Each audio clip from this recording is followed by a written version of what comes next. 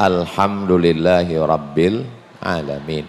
Allahumma salli ala Sayyidina Muhammad wa ala ali Sayyidina Muhammad. Semoga kita semua mendapatkan syafaat Nabi Muhammad sallallahu alaihi wasallam. Amin ya Rabbal Alamin. Yang sama kita hormati orang-orang tua kita, sesepuh kita. Kita tinggikan seranting, kita dulukan selangkah, ibarat pohon kayu, batangnya tempat bersandar, daunnya tempat bernaung, akarnya tempat bersila, tempat bernaung di saat hujan lebat, tempat berteduh di saat panas terik. Ketua yayasan, ketua senat, bapak rektor, wakil-wakil rektor, kepala prodi, ketua jurusan, para dosen, Bapak Sekda, Ketua DPRD, tentu saja adik-adik semuanya, hadirin hadirat, muslimin muslimat, mukminin mukminat, solihin solihat yang belum kawin dan belum sunat. Semua ini dimuliakan Allah Subhanahu wa taala. Keyword kata kuncinya 4. Pertama, generasi muda. Yang kedua, beradab. Yang ketiga, berkompeten. Yang keempat, berdampak. Tolong diingat baik-baik, karena hari ini sebenarnya jadwal UAS, ujian akhir semester. Tapi karena ada UAS, akhirnya UAS ditunda gara-gara UAS. Yang pertama kita bahas dulu generasi muda. Nabi Muhammad SAW mendapat wahyu ketika berumur 40 tahun. Berdakwah di kota Makkah Al-Mukarramah selama 13 tahun. Setelah itu beliau hijrah ke kota Yathrib Al-Madinah Al-Munawwarah ketika berusia 40 tambah 13 sama dengan 53 tahun. Sedangkan sahabat anak muda ini bedanya dengan Nabi 30 tahun.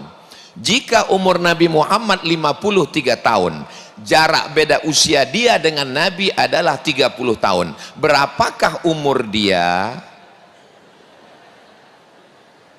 23 tahun. Memang kalau belum sarapan susah mikir memang. Umur dia saat hijrah itu 23 tahun. Anak muda, namanya Sayyidina Ali bin Abi Thalib bin Abdul Muttalib bin Hashim bin Abdi Manab bin Qusay, keturunan Adnan, cucu cicit Ismail, anak kandung Ibrahim alaihi salam. Anak muda. Ketika Nabi pindah ke kota Al-Madinah Al-Munawwarah, datang seorang perempuan bernama Ummu Sulaim, menyerahkan anaknya berumur 10 tahun. Anak muda itu mendampingi Nabi, menjadi staf Nabi selama Nabi di kota Madinah, Nabi di Madinah 10 tahun. Berapakah umur anak itu ketika Nabi meninggal? 20 tahun. Namanya Anas bin Malik. Umur 20 tahun. Generasi muda. Ketika Nabi SAW sedang sholat, anak itu datang. Kenapa dia bisa bebas berada di rumah Nabi? Karena istri Nabi bernama Maimunah adalah bibinya, tantenya. Sedangkan ayah dia bernama Abbas dengan ayah Nabi bernama Abdullah, bersaudara kandung. Apakah hubungan dia dengan Nabi? 2 jalur. Dari pihak ayah sepupu, karena ayahnya saudara kandung. Dari pihak ibu keponakan. Itu maka dia bebas di rumah Nabi. Dan saat Nabi meninggal dunia, umurnya 15 tahun. Dia satu dari 7 sahabat Nabi yang paling banyak meriwayatkan hadis. Namanya Abdullah bin Abbas. Sebelum Nabi meninggal, Nabi mengutus pasukan. Pasukan itu dipimpin oleh seorang anak muda. Panglima perangnya bernama Singa. Bahasa Arabnya Usamah. Ayahnya adalah anak angkat Nabi, namanya Zaid. Dia adalah Usamah bin Zaid bin Harithah. ketika Nabi meninggal umurnya 18 tahun, diangkat menjadi panglima perang. Ini dicatat atau enggak ini? Soalnya ini masuk ujian nanti.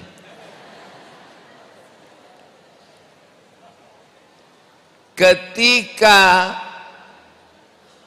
Konstantinopel yang didirikan oleh seorang kaisar bernama Kaisar Konstantin mendirikan pusat peradaban dunia, maka ada seorang laki-laki yang memandikan anaknya di tepi sungai, dan ayahnya berkata, nanti setelah dewasa engkau akan merebut Konstantinopel. Dan itu terekam di kepala anaknya. Akhirnya anaknya menjadi panglima perang dan menjadi raja, sang penakluk. Dia adalah Muhammad Al-Fatih. Ada 3 pendapat. Pertama menyebut usianya 19, yang kedua menyebut usianya 20, yang ketiga menyebut 21. Kenapa mereka ikhtilaf? Karena berbeda cara menghitung tahun lahirnya. Mau 19, 20 atau 21, dia tetaplah anak muda. Dari mulai Sayyidina Ali sampai Muhammad Al-Fatih, yang kita hitung umurnya adalah 18, 15, 19, 20, 21, 23. Makanya yang cocok menyampaikan materi ini bukan Abdul Somad yang jelita jelang 50 tahun. Yang sesuai menyampaikan ini adalah Ustadz muda, namanya Ustadz Hilmi Firdausi, UHF namanya. Beliau ada di belakang untuk melihat saya, kira-kira Ustadz tua bisa nggak ceramah tentang anak muda. Tapi kalau saya ditanya orang, Ustadz kan sudah tua. Usia ini bukan masalah angka, tapi masalah rasa. Saya berada di Universitas Ibnu Khaldun ini tidak merasa tua. Ini rasa-rasanya semester 7 nih sekarang.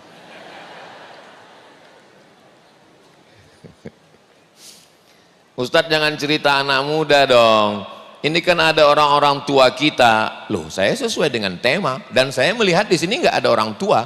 Yang ada hanyalah anak-anak muda yang terjebak di tubuh yang tua. Enggak ada orang tua. Selama dia masih semangat, selama dia masih aktif, maka dia adalah anak muda. Maka disebut dengan sumpah pemuda. Sumpah pemuda itu isinya bukan anak muda semua, banyak orang tua. Cuman kan enggak enak bunyinya, sumpah orang tua. Enggak enak. Makanya disebut dengan sumpah pemuda, karena pemuda itu bukan masalah usia, tapi masalah semangat. Lalu kenapa Ustadz cerita tentang sahabat Nabi yang umurnya 23, 22, 21, 20, 19, 18, 15? Saya cuma mau ngasih tahu bahwa sahabat-sahabat Nabi yang berjuang itu adalah anak muda. Berapa tadi umur sang penakluk itu Pak Ustadz? Usamah bin Zaid 18. Berapa tadi usia Al-Fatih itu Pak Ustadz? 19. Mereka usia 19 sudah menaklukkan Konstantinopel. Kamu umur berapa? 20 Pak Ustadz. Apa yang sudah kamu taklukkan? Hati dia. Semua akan pret pada masanya.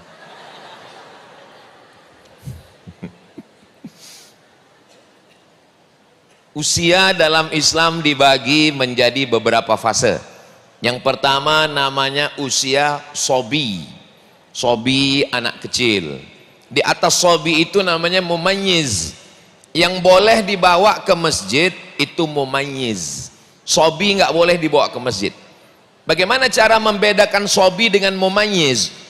Kalau dia ribut lalu kita ginikan, dia diam, itu mumayyiz. Sudah bisa membedakan. Mayyaza yumayyizu tamyizan mumayyiz. Sudah bisa membedakan. Kita ginikan, dia diam. Mumayyiz namanya. Tapi ketika kita ginikan, dia malah ginikan kita. Itu namanya sobi. Belum bisa dibawa ke masjid. Sobi. Habis sobi, mumayyiz. Habis mumayyiz, amrod. Pakai dal, bukan dot. Amrod artinya yang baru tumbuh kumis. Saya ini belum amrod, belum tumbuh. Yang baru tumbuh kumis halus-halus belum dicukur, itu namanya amrod. Di atas amrod baru mulai baligh.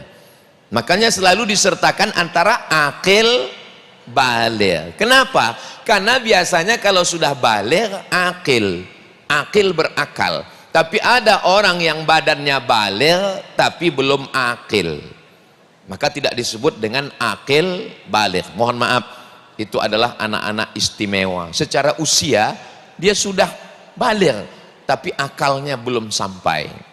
Sobi, mumayyiz, amrad, baligh. Setelah itu baru syabab. Nah, syabab ini beda dengan usia. Di tempat kita sudah dibagi macam-macam, ada gen Z, ada gen alpha, ada entah apa-apa, makin pusing kepala kita bacanya. Syabab ini batasnya 50 tahun. Jadi orang yang 50 tahun itu masih syabab. Saya lahir 1977. Sekarang 2026. Jadi saya memang boleh menyampaikan materi ini, ya masih boleh. Saya masih dalam standar ini sekarang. Secara istilah syabab. Lalu di atas syabab itu syaikhuhah. Syaikhuhah orangnya syekh, usianya syaikhuhah. Jadi syekh itu artinya, syekh itu belum tentu ulama. Makanya yang tidak ulama sabar aja, nanti lama-lama syekh sendiri. Makanya kalau dipanggil apa kabar syekh, jangan bangga dulu. Itu artinya apa kabar Pak Tua. Sobi, mumayyiz, amrad, baligh, syabab, syaikhuhah, kahal, syaikhuhah, sudah tua. Setelah itu Pak Ustadz, sakratul maut. Kalau kita tegak di bawah pohon kelapa, apa yang terjadi? Kata pepatah orang Melayu, mumbang jatuh kelapa pun jatuh. Mumbang itu kelapa muda yang bosok. Jadi tidak semua kelapa tua yang mesti jatuh. Kalau kita lihat ke bawah, ternyata bukan kelapa tua, bukan kelapa muda, mayangnya pun jatuh, putihnya pun jatuh. Jadi masalah umur ini, yang bangga yang tua jangan putus asa, yang muda jangan bangga, karena malaikat maut datang enggak melihat akte kelahiran. Enggak pernah datang malaikat maut datang, lahir tahun berapa ya? Oke, nanti saya ke sana dulu ya. Enggak ada. Kalau sudah sampai masanya, innama amruhu idza arada syai'an ayyakula lahu kun fayakun. Mudah-mudahan orang-orang tua kita tetap sehat walafiat, panjang umur, berkah ilmunya, semangatnya untuk kita semua insyaallah. Anak-anak muda, jaga kesehatan, jangan sampai kalian dirusak oleh fitnah akhir zaman. Ini keyword pembahasan yang pertama adalah generasi muda. Yang akan ditanya nanti di akhirat bukan sobi. Sobi nggak ditanya. Amrad nggak ditanya. Syaikhuhah tua juga nggak ditanya. Lalu yang akan ditanya itu apa? Latus'alunna yauma idzin anin naim. Nikmat. Nikmat yang akan ditanya kata Nabi an syababihi, masa mudanya kemana saja dihabiskan. Kenapa masa muda? Karena masa muda masa bersemangat, darah bergelora, hawa nafsu, libido seksual dan lain sebagainya. Kalau ada orang tua yang ke masjid, yang baik, yang sopan, yang santun, biasa. Tapi kalau ada anak muda yang baik, berprestasi, beradab, berkompeten, berdampak baik, itu pasti alumni Universitas Ibnu Khaldun Bogor. Jangan lupa daftarkan diri Anda segera sebelum tanggal penutupan berikut ini. Ingat, kuota terbatas. Boleh dipotong, nanti kita kolaps di Instagram Ustadz Abdul Somad yang followernya 9 juta itu. Ustadz ini sombong sekali. Maksudnya yang belum follow tolong follow. Makanya dalam surat Al-Kahfi, innahum fityatun, anak muda, amanu bi rabbihim. Syarat yang pertama beriman kepada Allah.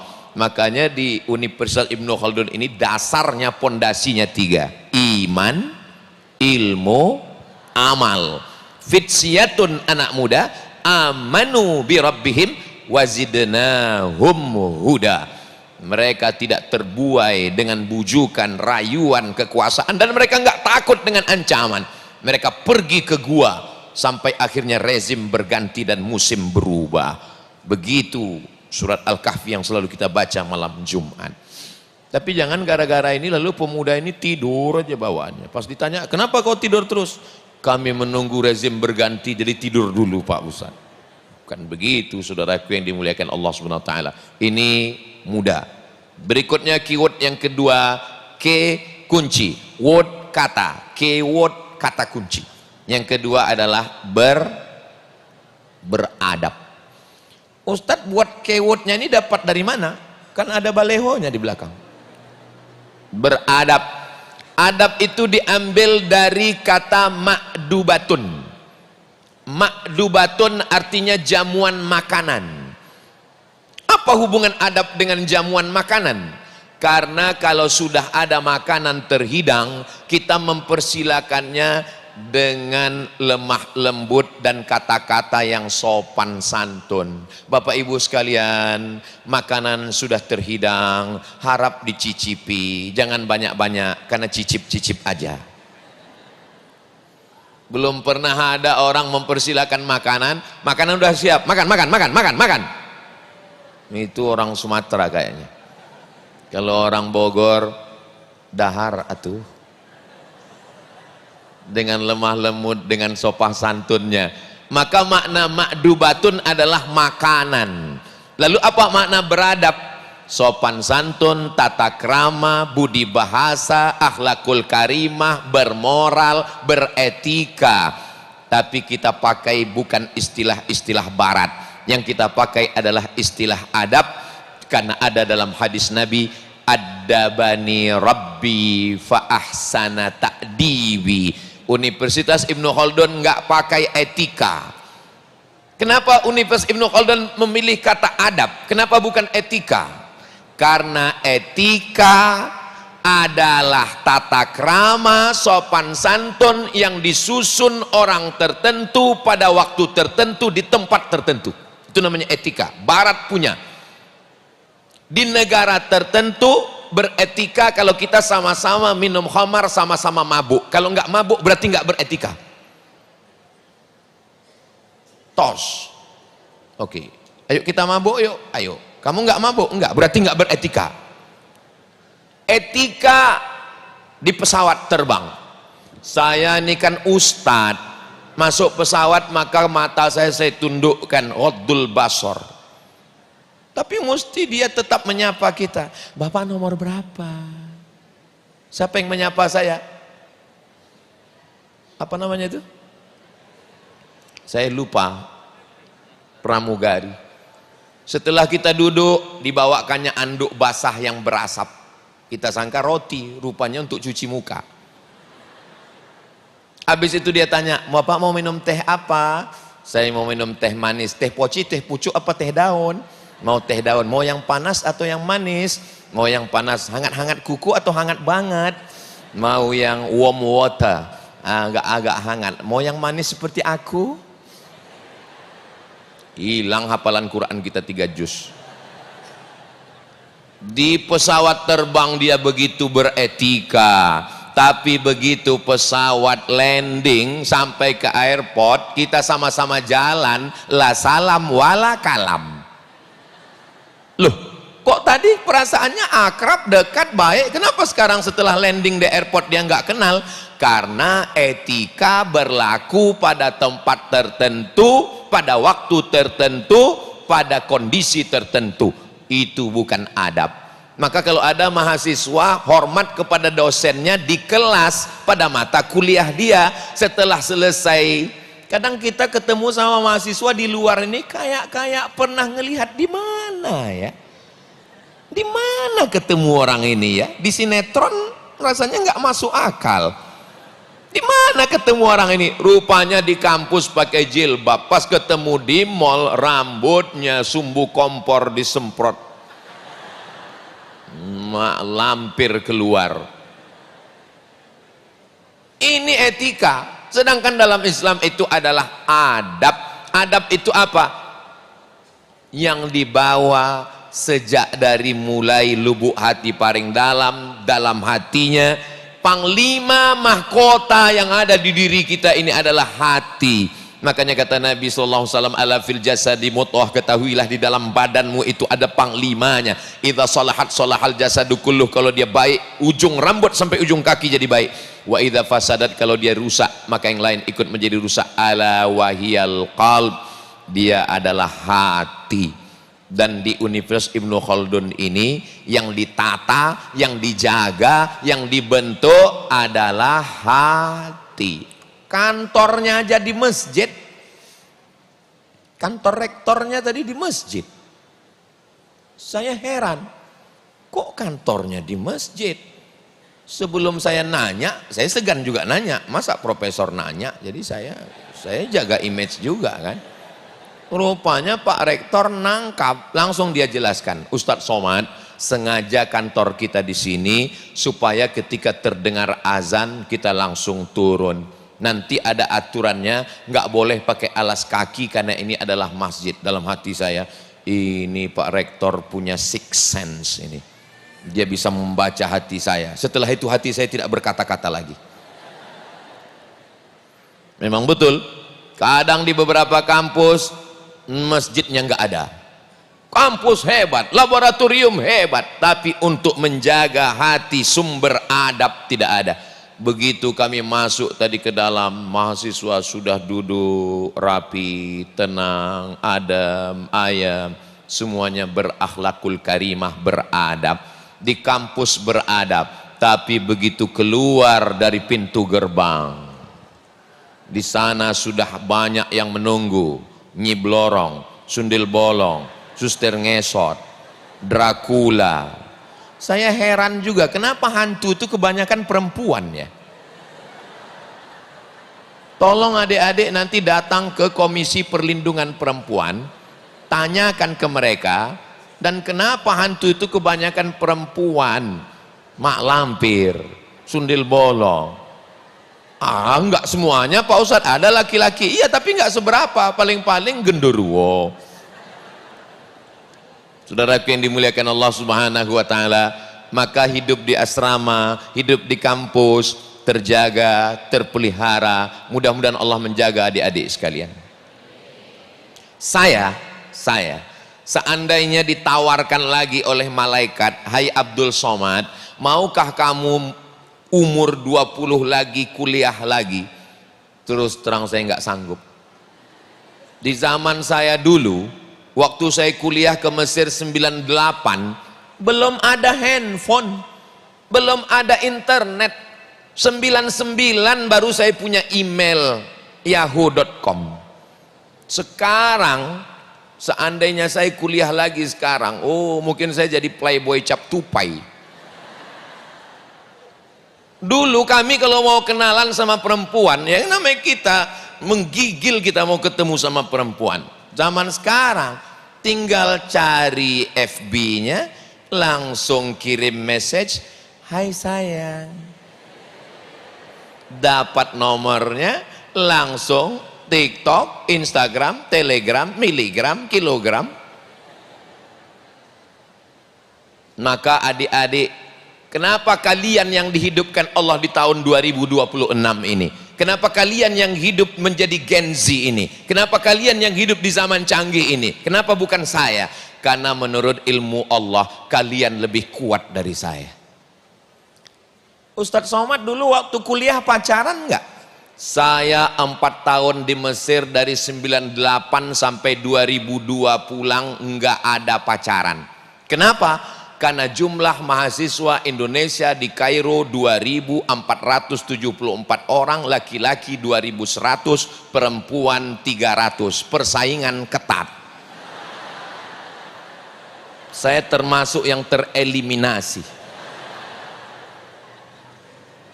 Makanya saya nggak pernah ceramah, anak-anak muda, marilah kita bertakwa kepada Allah. Karena saya nggak pacaran itu bukan karena takwa, tapi karena nggak dapat.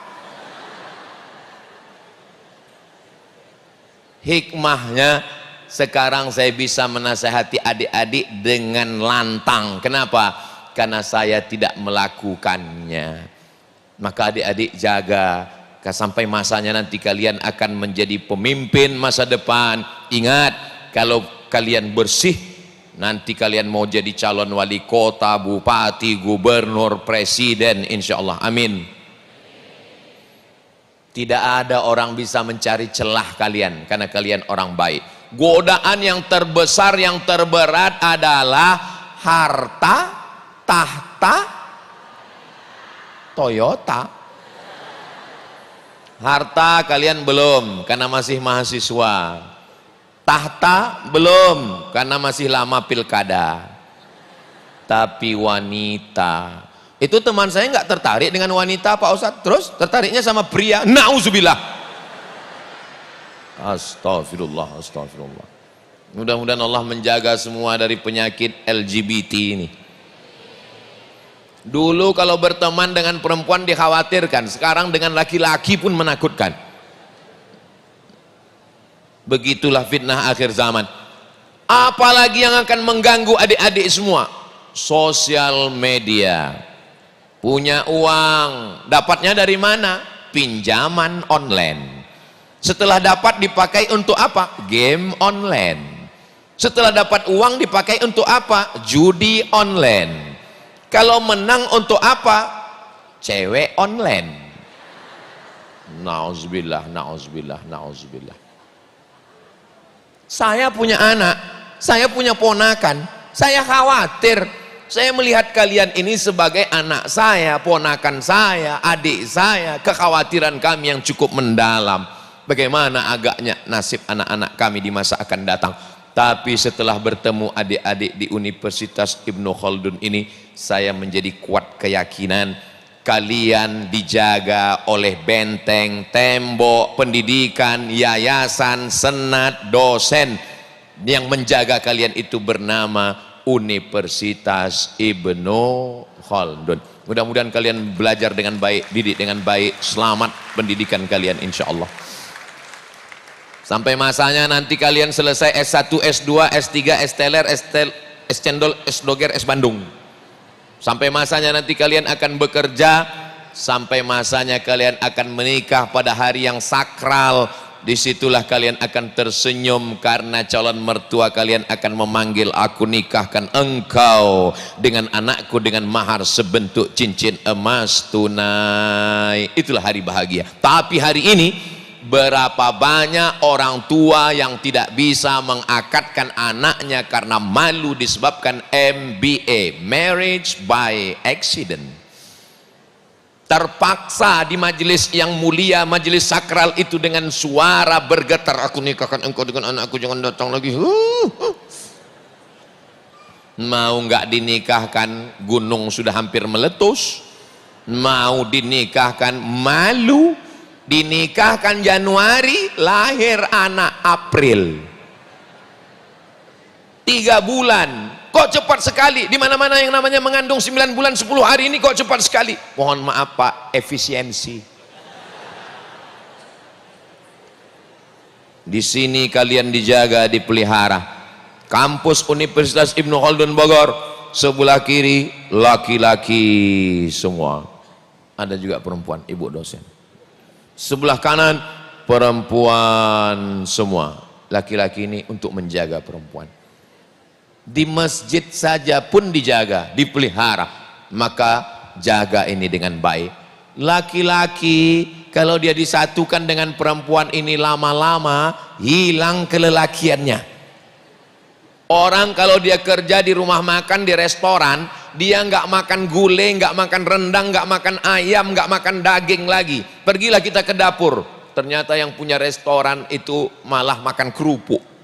Pas ditanya, kenapa nggak makan ayam, nggak makan daging? Kami udah kehilangan selera. Kenapa? Karena kami sudah tiap hari melihat makanan. Yang ganas makan itu adalah orang yang buka puasa.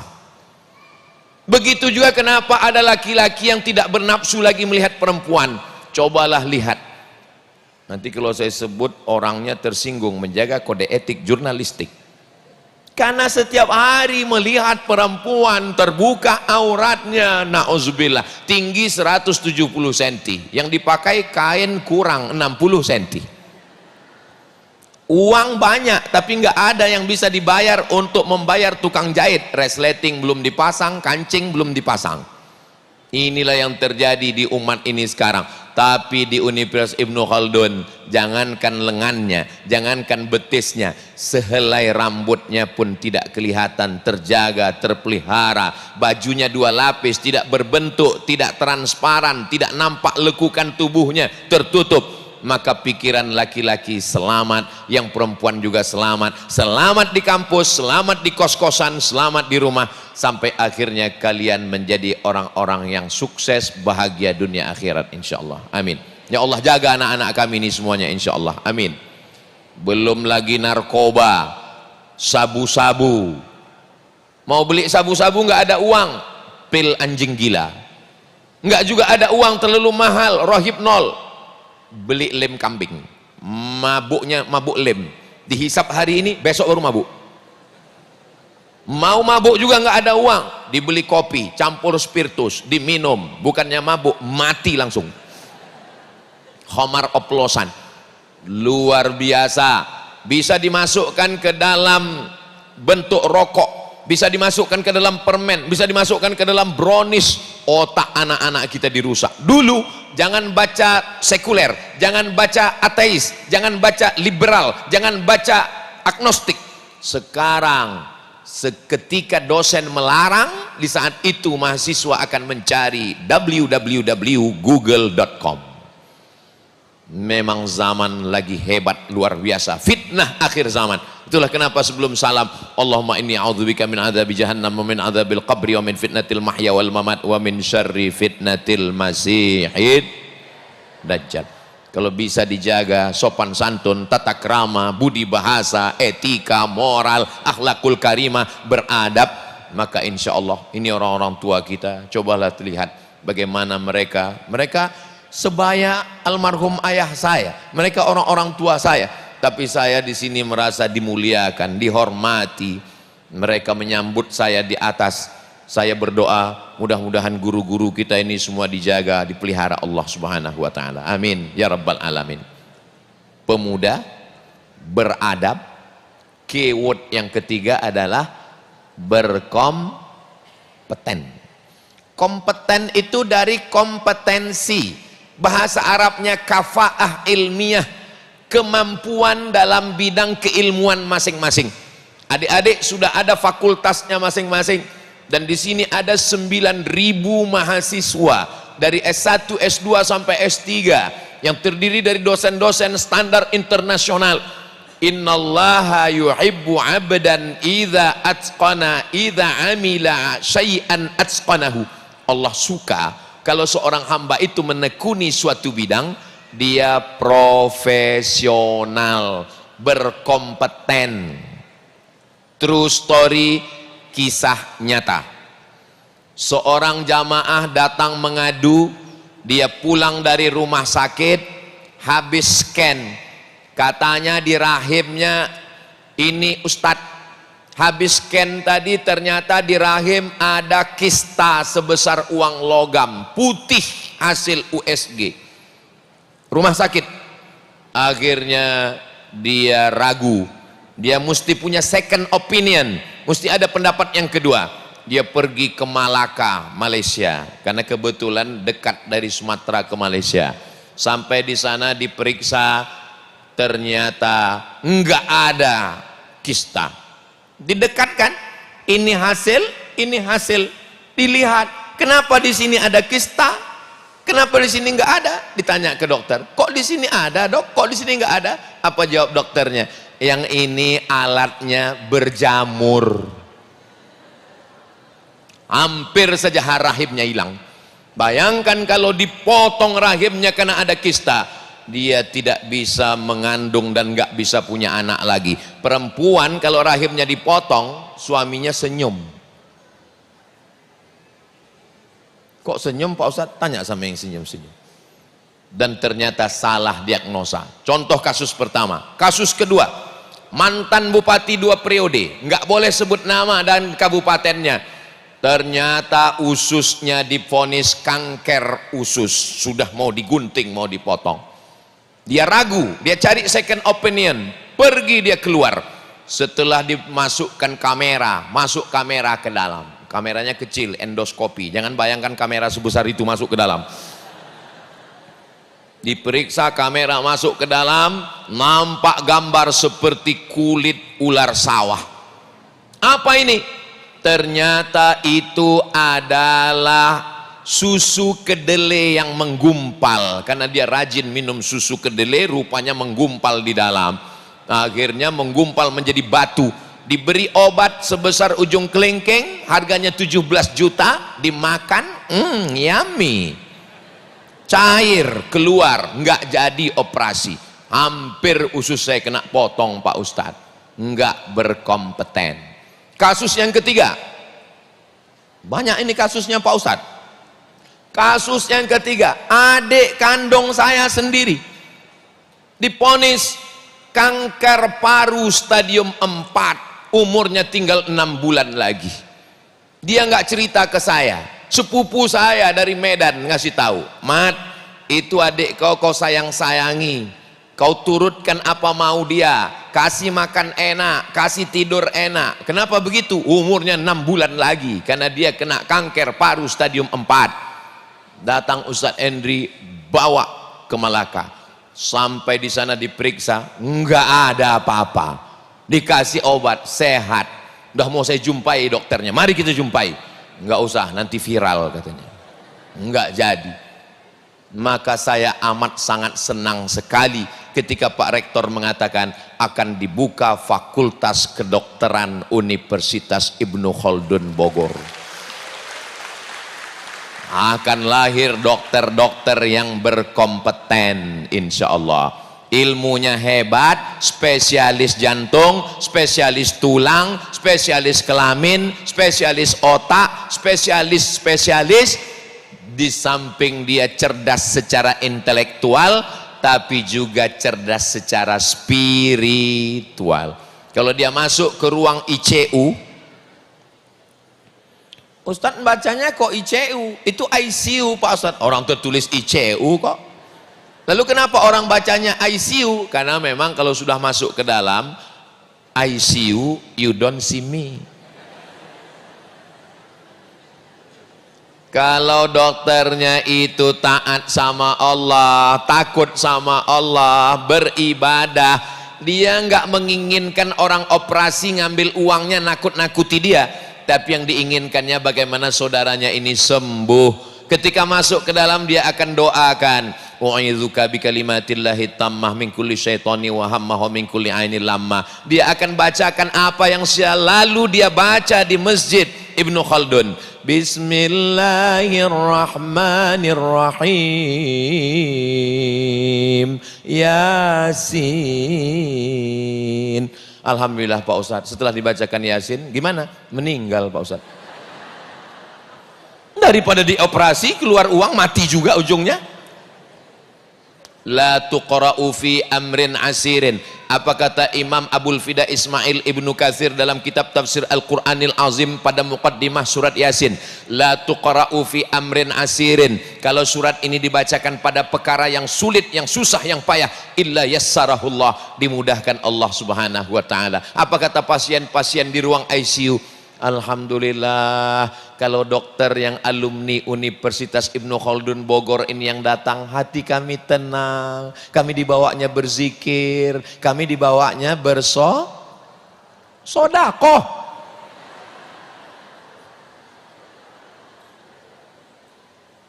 Karena kata Nabi, dawu mardakum bisodakoh, obati orang yang sakit di antara kamu dengan sodakoh. Ibu, bapak pasien, kalian sembuh ini bukan karena kami hanya berusaha berikhtiar memberi obat. Kesembuhannya datang dari Allah.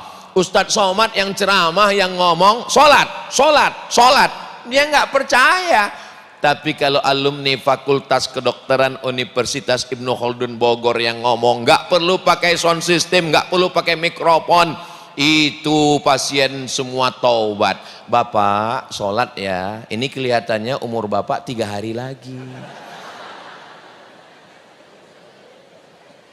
Lebih percaya ke ustadz atau ke dokter? lihat, tidak ada satupun mahasiswa Universitas Ibnu Khaldun Bogor yang menjawab waktu saya tanya, lebih percaya ustadz atau dokter? Mereka diam. Padahal jawabannya pasien lebih percaya ke dokter. Kenapa mereka enggak menjawab? Mereka beradab, mereka memikirkan perasaan saya. Begitulah halusnya perasaan mahasiswa ini dididik dengan baik. Saudaraku yang dimuliakan Allah Subhanahu wa taala, kami beradab, ustadz aja yang enggak beradab. Masa ngomongnya pakai tangan kiri nunjuknya? Oke, pindah tangan kanan. Saudaraku yang dimuliakan Allah Subhanahu wa taala, berkompeten sesuai dengan bidang kita masing-masing. Ustadz sendiri bidangnya apa? Saya kuliah ambil S1 Al-Azhar jurusan tafsir hadis di Fakultas Usuluddin. Habis itu saya kuliah ke Maroko, beasiswa di Darul Hadis jurusan hadis. Habis itu saya ambil S3 di Omdurman Islamic University Sudan jurusan hadis, desertasinya tentang hadis. Asy-Syaikh Muhammad Hasyim Asy'ari wa juhuduhu fi nashris sunnah di Indonesia. Saya berusaha untuk berkompeten di bidang saya. Saya mendapat titel S1 tertulis LC.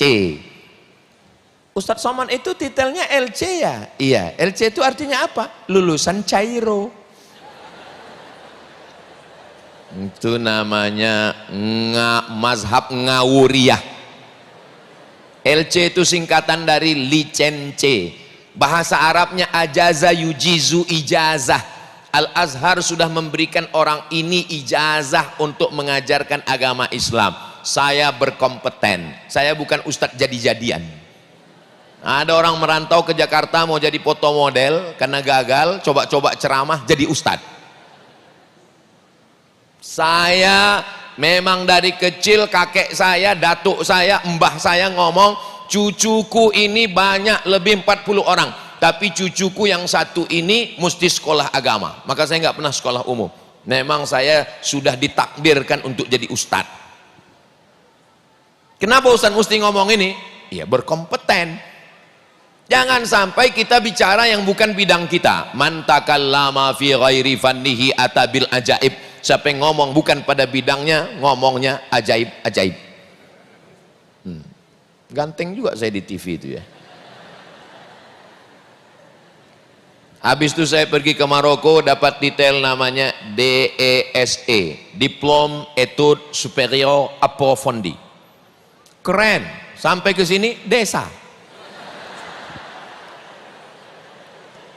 Habis itu saya pergi ke Sudan, PhD, cara membacanya dari ujung, Doctor of Philosophy. Habis itu saya ke Brunei, bulan Januari 2020, diberi profesor visiting profesor University Islam Sultan Syarif Ali. Mesir, Maroko, Sudan, Brunei. Kenapa Ustadz ke luar negeri semua? Karena itu gratis. Bukan karena saya hebat, saya ini pencari yang gratis. Kenapa Ustadz nggak kuliah di Indonesia? Kuliah di tempat saya, sidang terbuka 10 juta, tertutup 15, buka tutup 25.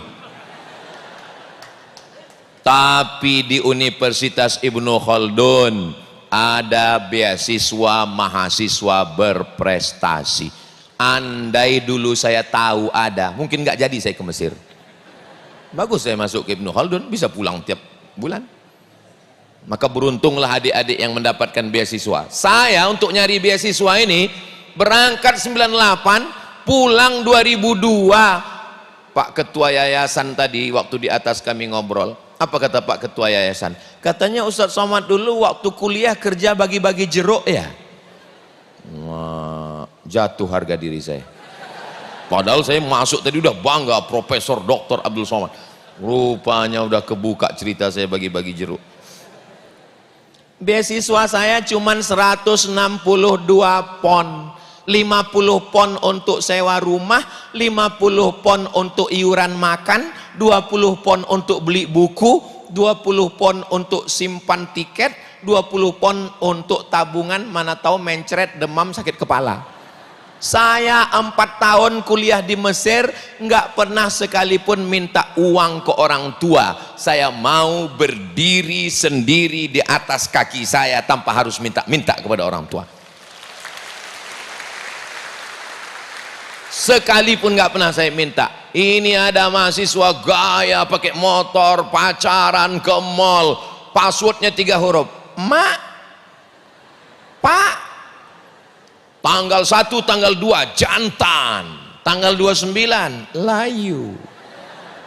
Kapan kau menjadi? Makanya kalau ada mahasiswa yang datang ke saya, Ustadz Somad, tolong beri kami motivasi supaya kami semangat belajar. Siap mendengar motivasi saya? Siap Pak Ustadz. Satu aja. Iya Pak Ustadz, telepon emakmu, ayahmu sekarang. Apa ngomong saya? Ayah, papa, mama, jangan kirim uang. Aduh, nggak sanggup Pak Ustadz.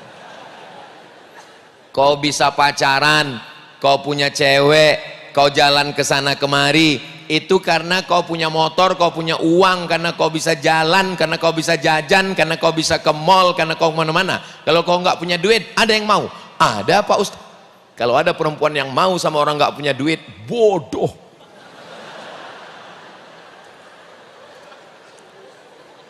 Saudaraku yang dimuliakan Allah Subhanahu wa taala, bonceng sana, bonceng sini, jalan sana, jalan sini, pergi sana, pergi sini. Apa yang terjadi? Pulang-pulang berbadan 2. Gara-gara apa? Cinta 1 malam. Kok bisa kejadian? Selimut tetangga. Saya nggak layak ngomong begini dalam masjid di depan orang-orang tua kita, tapi yang saya ceritakan ini fakta nyata atau hoax. Mereka, Bapak Sekda, Bapak Ketua DPRD, mereka tidak ceramah, mereka tidak tausiah, mereka berjuang dengan kompetensi mereka. Mereka membantu dengan tanda tangannya. Beasiswa untuk mahasiswa Ibnu Khaldun 1000 orang, selesai. Dengan kompetensi mereka saat sidang paripurna kepada semua anggota DPRD kota, DPRD provinsi, DPR RI, setujukah kalau APBN APBD ini kita serahkan untuk mahasiswa calon pemimpin masa depan? Setuju, ketok palu, pang. Itulah yang akan menjadi amal jariah. Mereka akan menjadi pemimpin, akan menjadi ulama, akan menjadi dokter, akan menjadi ekonom.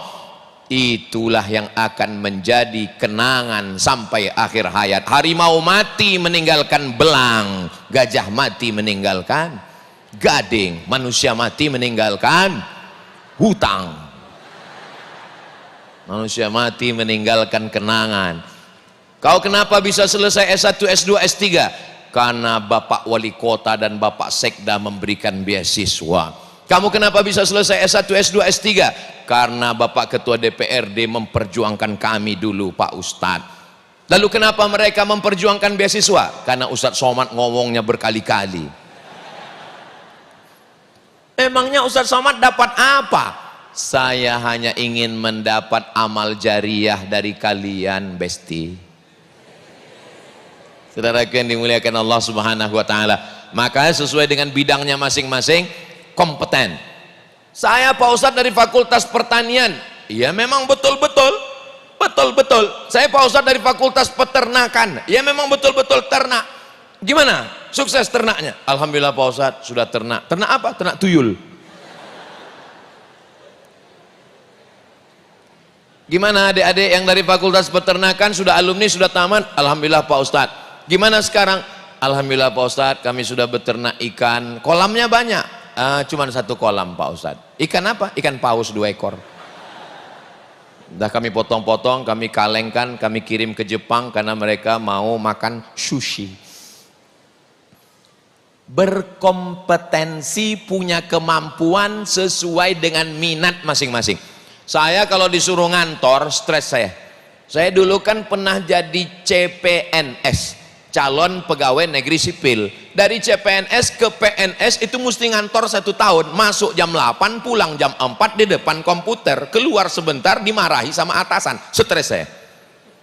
Maka saya cepat-cepat ngurus, akhirnya saya jadi dosen, cuman masuk kelas, ngajar 12 SKS, ceramah ke sana kemari, ditekan-tekan rektor, akhirnya saya ngundurkan diri. 2019 keluar saya setelah 11 tahun jadi dosen. Keluar saya keluar karena dia selalu menteror saya keluar, dia pun masuk penjara. Jangan menekuni satu bidang yang kita nggak suka. Kalau menekuni sesuatu yang kita suka, kalau adik-adik nggak suka ngadapin orang banyak, jangan tekuni bidang yang menghadapi orang banyak. Saya Pak Ustadz nggak bisa ketemu sama orang banyak. Kalau ketemu sama orang banyak saya gemetaran, saya berkeringat, saya stres, depresi, ke kamar mandi bolak-balik. Jangan. Kalau gitu jadi programmer aja, nggak ketemu orang, ketemu sama laptop aja.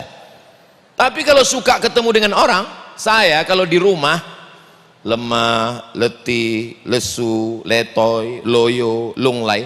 Tadi berapa kali bapak-bapak kita nanya, Ustadz sehat? Katanya, saya bilang sehat, karena saya bawaannya macam mau mati.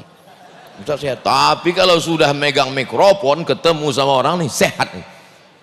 Sampai tadi Ustadz Hilmi Firdausi, beliau ini penuh jadwalnya, sibuk, tapi beliau mengatakan, saya mendampingi Ustadz Somad, kita ngobrol ya Ustadz, iya. Sampai di mobil saya tertidur, sampai di kampus bangun, mohon maaf ya Ustadz, saya bilang, saya tadi malam pulang jam 11, tidur jam 12, bangun tadi jam 3.30, subuh tadi ke Masjid At-Thohir. Sebetulnya itu alasan saya aja, buktinya ini nggak ngantuk, tapi nanti pas masuk mobil tidur lagi. Saudaraku yang dimuliakan Allah SWT, jangan siksa diri sendiri dengan menekuni bidang sesuatu yang kita nggak suka. Berkompetensi. Apakah cukup anak muda beradab, berkompetensi? Nggak ada gunanya anak muda, nggak ada gunanya berkompetensi, nggak ada gunanya beradab. Kalau tidak, yang keempat, berdampak. Apa dampaknya untuk masyarakat sekitar? Alhamdulillah Pak Ustadz, dengan adanya mahasiswa ini dampaknya adik-adik di tempat kami pandai ngaji, bisa ngaji. Karena mereka walaupun dia dari fakultas umum hebat. Ingat, adik-adik di sini membawa nama Ibnu Khaldun. Ibnu Khaldun itu muslim atau non muslim? Muslim. Pendiri founding father Universitas Ibnu Khaldun Bogor ini dari Masyumi. Masyumi adalah pejuang, mereka patahkan pedang politiknya, dia ganti dengan perjuangan pena, pendidikan. Nahdlatul Ulama, pendidikan pondok pesantren. Muhammadiyah Kiai Haji Ahmad Dahlan, pendidikan. Persis, pendidikan. Persatuan Tarbiyah Islamiyah, pendidikan. Al-Jam'iyatul Wasliyah, pendidikan. Peloso, Gontor, Ponorogo, pendidikan. Kenapa Indonesia ini banyak pendidikan, tapi ujian yang diberikan adalah masalah pendidikan? Memang begitu. Apa yang sedang kita tekuni, itulah ujian yang akan datang. Contoh Maryam. Maryam itu perempuan yang solihah, di dalam kamar, nggak pernah ketemu laki-laki. Ujiannya apa? Ujiannya dituduh berzina karena hamil tanpa suami. Apa yang sedang kita tekuni, ujiannya begitu. Masyumi, pendidikan. NU, pendidikan. Muhammadiyah, pendidikan. Perti, pendidikan. Persis, pendidikan. Al-Wasliyah, pendidikan. Pendidikan. Ujian bangsa kita, ujian ijazah palsu. Memang begitu. Tapi adik-adik jangan sampai patah semangat. Tolong nanti sebelum diupload ke YouTube yang ini diedit dulu ya. Saudaraku yang dimuliakan Allah Subhanahu wa taala. Jadi, bagaimana adik-adik berdampak? Kalau adik-adik keluar ke sana pakai celana pendek, pakai sepeda motor yang knalpotnya sudah dikhitan massal 3 kali, yang disalahkan bukan kalian, yang disalahkan bukan ayah kalian, yang disalahkan adalah Universitas Ibnu Khaldun. Itu yang boncengan-boncengan tadi siapa? Yang duduk-duduk di kafe nggak sholat tadi siapa? Itu anak Ibnu Khaldun itu. Oh, yang kuliah umumnya Ustadz Somad kemarin kan? Iya, memang Ustadz Somad itu sesat memang. Saya juga yang kena. Makanya nanti kalau ada orang yang bertanya, Ustadz Somad, ya, Itu kemarin ada anak alumni Ibnu Khaldun yang lulus jadi duta besar. Ustadz kenal dengan itu? Oh, itu mahasiswa saya dulu, saya bilang. Loh, perasaan Ustadz kan di Riau. Iya, saya pernah ngasih kuliah umum, tapi satu kali. Iya, satu kali pun mahasiswa juga, saya bilang. Terus yang ada kasus itu Pak, oh itu saya nggak tahu. Mungkin waktu saya ke sana dia udah tamat mungkin. Generasi ini ada 3, kata Ibnu Khaldun. Generasi yang pertama pejuang, generasi yang kedua penikmat, generasi yang ketiga penghancur.